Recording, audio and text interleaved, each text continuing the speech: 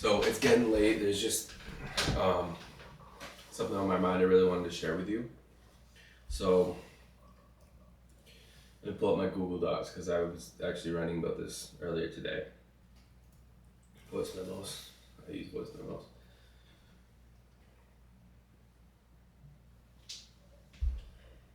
Okay, so something I've really been thinking about.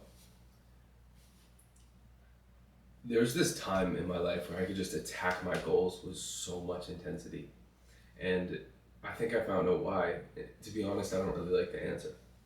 So this may seem obvious to you, and um, if you're not interested in this topic, I'm not going to be offended if you just click off right here. I'm not too worried about viewer retention, but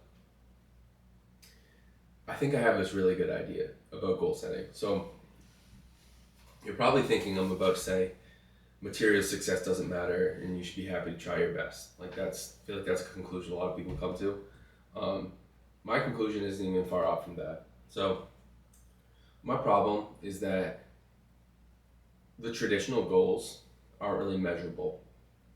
So it's like a lot of times you set a New Year's resolution, make $100,000, get a six pack, or you can be like super ambitious and say you want to get in a relationship.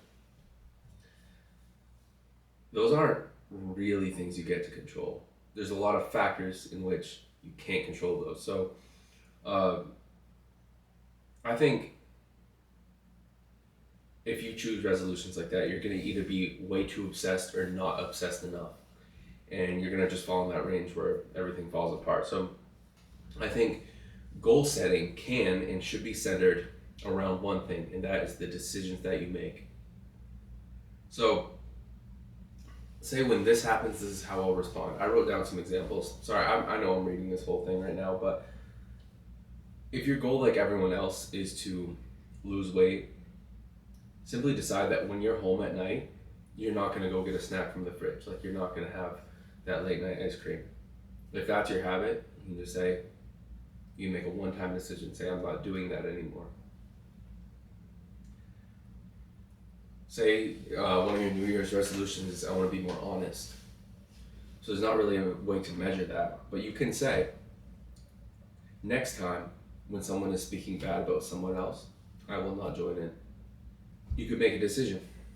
You won't watch TV until you've read 10 pages.